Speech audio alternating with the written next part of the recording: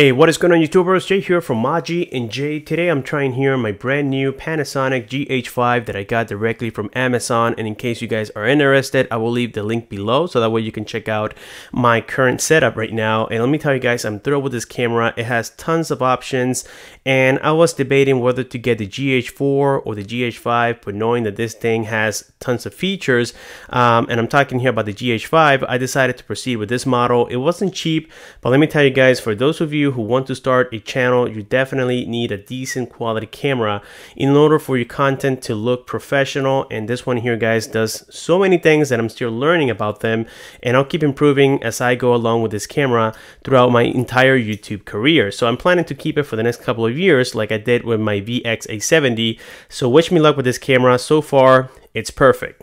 So anyways, we're trying here a brand new device that came, of course, from China. It is called the M-Horse Pure 2. I never had the opportunity to try their first generation, which is the Pure 1. I never really had the opportunity to review that product, but this one here, guys, is definitely great for the price. It is only $129. And if you are in a, I would say extreme budget, but you want something quite decent out there to play games, to have a decent quality battery, and so on and so forth, then this might be the option that you have right now. Well, that I would say is quite competitive out there in the market. So on the front side of the box here, we can see, first of all, it's quite simplistic. We don't have a lot going on here. So the box is, I would say, it's kind of clean all around. On the back side here, well, we have some of the specifications. It does have a dual camera, but one of them is almost useless as it is only a 2 megapixel sensor camera. But then we have a 13 megapixel sensor as well as the octa-core processor. It is the MTK6755. The GPU, it is not mentioned on here. It is the Mali TA60, so this phone should do it quite okay with pretty much any 3D game out there. Second here, we have 4 gigabytes of internal RAM, which is spectacular for a phone this price. We have 64 gigabytes of internal memory, and it is upgradable with the SD card slot, so that's cool. Now, the 4G LTE, it is supported, but unfortunately, here in the USA, they decided not to include the bands. I'm assuming that, I don't know if it is because of the cost of this product was going to go a little bit higher if they included more LTE bands, so I'm not sure how that works, guys, but unfortunately, we are only going to get 3G here in the USA. Then here we can notice how it has a big display. It measures 5.99 inches, so almost 6 inches, and it has the 18:9 ratio as well, with a resolution of 1440 by 720, so it is considered HD+.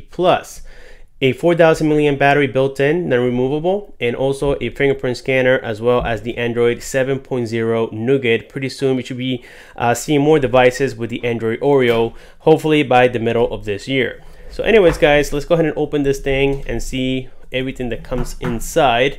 So far here, talking about the GH5, I'm working on the autofocus. I still have to fix it. Like I said, guys, it has tons of options. So so far this is the best that I found, but hopefully I can find something that focuses a little bit faster. Anyways, here we have the phone completely wrapped here, so we can see at least the wrapper looks professional. On the back here, it is explaining on the buttons. We got the volume rocker here with the power key, the SIM tray, dual SIM, dual standby, or you can install a TF card and one SIM card. Now here we have the cameras. One of them is a 13 megapixel sensor and the useless 2 megapixel sensor towards the bottom side. We have the fingerprint scanner, and yeah, let me go ahead and set it aside now here briefly so that way we can check the remaining of the content. Here we have the USB cable as usual. Then we got here, I think this is the European charger, which is not very useful for me here in the USA. It looks important, to be honest with you guys. So there we can see the specifications of the charger and whatnot. It says it has 2 amps, so I'm assuming it's more towards the fast charging than a standard charger. Okay, so that's great. Then we have here a little adapter, or that's something that I didn't notice about this phone. It doesn't carry, believe it or not. I don't use it much anyways. It doesn't have a headphone jack. So here we have the adapter for it. And then finally inside here, we have a case. Now this is great when they include these little things, guys, because as I always mention, Chinese phones are not very popular here in the USA, and I'm pretty sure that brands like this, M-Horse, are not very popular anywhere around the world except for China. So finding accessories is really, really hard. So when they include cases like this, makes life a lot easier. So that's great. Thank you very much. And finally, we got here the little warranty card and also the quick start guide, which is useless. and a little screen protector in there, and that's all we have inside of the box. So let me go ahead, guys, and set everything aside here for you very briefly, and then we're going to start talking here about the M-Horse Pure 2. So first things first, let me go ahead and remove it out of this wrapper. And here we have, first of all, the front display. Like I said before, it's a 5.99-inch display. The camera here is a 5-megapixel sensor, and it is located on the very bottom side of the phone, as you guys can appreciate from here. It has very minimalistic bezels. We're going to be seeing that once the phone starts. On the left hand side here, we have the SIM tray. On the top, you got nothing, just the antennas here. And then towards the bottom here, we have the USB Type-C with the loudspeaker and the microphone. And on the right side, we got the volume rockers up and down with the power key. And they are very clicky. They feel very comfortable in the hand. And then towards the back here is where we have the fingerprint scanner, as I mentioned before, the dual lens cameras right here with the LED flash, the M-Horse logo, and then it says here in the bottom, design in Italy. Look at that. It doesn't say design in China. This time it's Italy, something new. Assembled in China. So anyways, guys, let's go ahead and turn it on so that way you can appreciate the boot animation here. So it says powered by Android here towards the bottom side. Let me tell you guys, this phone is not disappointing whatsoever. As you can see, the display has very deep blacks and it makes it look premium, and the colors are very nice and saturated, and I'm not disappointed. I just don't like the fact when these phones do not support the LTE bands here in the USA. That makes it so frustrating.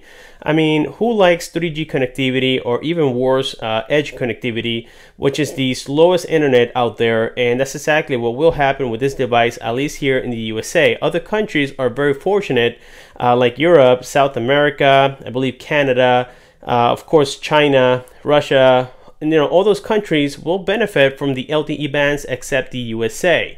So here we have the lock screen, nothing special going on here. This is Android 7.0 Nougat, so they have kept it, I would say for the most part, stock. I don't have my SIM card on here, as I don't think I had to prove anything. It is unlocked. It will support the SIM card, but like I said, no 4G LTE connectivity. So here we can notice how the colors, guys, are super nice and vibrant. I mean, that's one of the highlights of this device. I would say is, first of all, the battery. Since we have a 720p display and a power saver octa-core processor, the MTK6755 on the battery side, this phone is going to do absolutely great. As well as on the display side, the colors are very nice. They are very well optimized for this device. And as you can tell, yes, we do have bezels here on the side, but they are very minimalistic. And it has the 18:9 ratio screen. So at least that makes it, I would say, somewhat modern.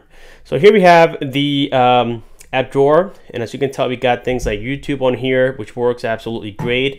I'm going to take this opportunity to go here into my channel, and we're going to be playing one of my own videos, so that way you guys can hear the quality coming out of the speaker. So here we go. Let's play the one here for the Huawei Mate 10 Pro.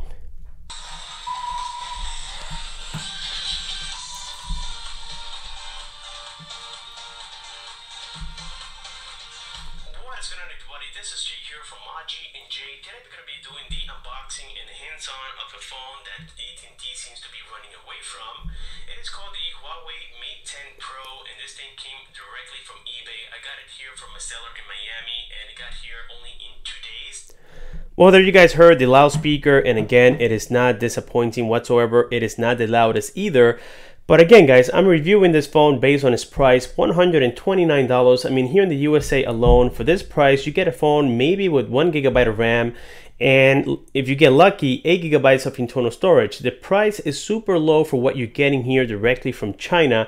But what I'm really stunned about is the display quality. I mean, it just has no words for it. They made a fantastic job creating the display, and I'm not disappointed here whatsoever. So if you go here into the benchmark side, we got here the Antutu benchmark that I completed. Now the score is kind of mediocre. It is only 54,000, and we have phones right now in 2018 scoring over 200,000. So the score is not the greatest, but it's not the worst that I've seen. And here on my device, we can see all these specs. Again, the MTK6755 with the Mali T-A60, which is decent for gaming. We got the resolution of the screen. The camera has been interpolated. This is in fact a 13 megapixel sensor.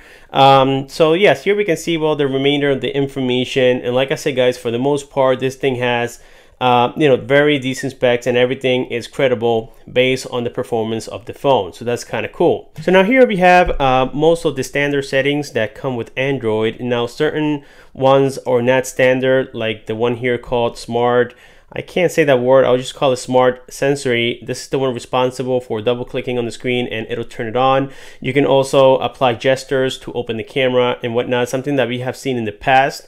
We also have full screen mode, and here you can set certain applications to go on full screen automatically. So as you guys can tell, we had the browser, we got Chrome, and just pretty much any application that you download directly from the Play Store, you can set it to where it has full screen. As a matter of fact, I have set the Antutu benchmark to be full screen, Geekbench 4, and so on and so forth. So as you guys can tell, you know, this phone has again settings that are not standard for Android. Going down here all the way to the bottom, and before we get to that, we do have split screen on here. So this is a feature that we have seen on higher end devices like Samsung's and, you know, other higher end brands. And one more thing I want to show you here is the memory capacity on this device. So let's go here all the way to the top. Here we have the storage. Right now we have used only 2.5 gigabytes out of the 53 that are available right now. Okay. And back here, if you go into memory, this is the RAM that we have available on here. So as you guys can see, it is quite a bunch of RAM available right now. So this is great for multitasking. And I mean, overall guys, the phone is just absolutely great. We got here the battery settings, and the battery, like I said guys, 4,000 milliamps. It doesn't disappoint me. It does quite well, and I don't have any complaints about it. It's not as good as maybe the iPhone 10 or maybe the Galaxy Note 8, but it's still very competitive for its price. So overall guys, I have to give this phone at least an 8 out of a 10, and the reason I don't give it a 10 out of a 10, and this one took a whole point in my opinion here, is because of the fact that it doesn't support 4G LTE. We are only going to get 3G with AT&T and T-Mobile, and that, well, second of all, I think here the camera could have been a little bit better. As you guys can tell, I went here today to the mall and I took some shots, and it just has too much, I would say the white balance is not there. It looks, it has a lot of noise into it too. So the camera is not really, you know, the best part of the phone. But again, for the price, it is not disappointing. I have seen phones that cost more than this one here in particular, and the camera has been a lot worse. When it comes here to the front-facing camera, you guys can appreciate that we have to tilt the device in order to get a proper selfie here, because the camera is located towards the bottom side, something that we have seen in the past with other devices. But it comes with cool features like face beauty. We have motor mode, photo and video, of course, which is going to shoot at 720p with this camera right here. So that's great, at least for the front facing camera. And like I said guys, overall the build is very nice and solid. It doesn't feel like it's going to break on your hands, and it comes with a case so that way you can protect it from day one. So with this being said, we have completed here the unboxing and the hands-on of the Pure 2. So if you guys have any questions, just comment below. Don't forget to like this video, subscribe for more. Thank you for watching, and I'll see you guys on my next one.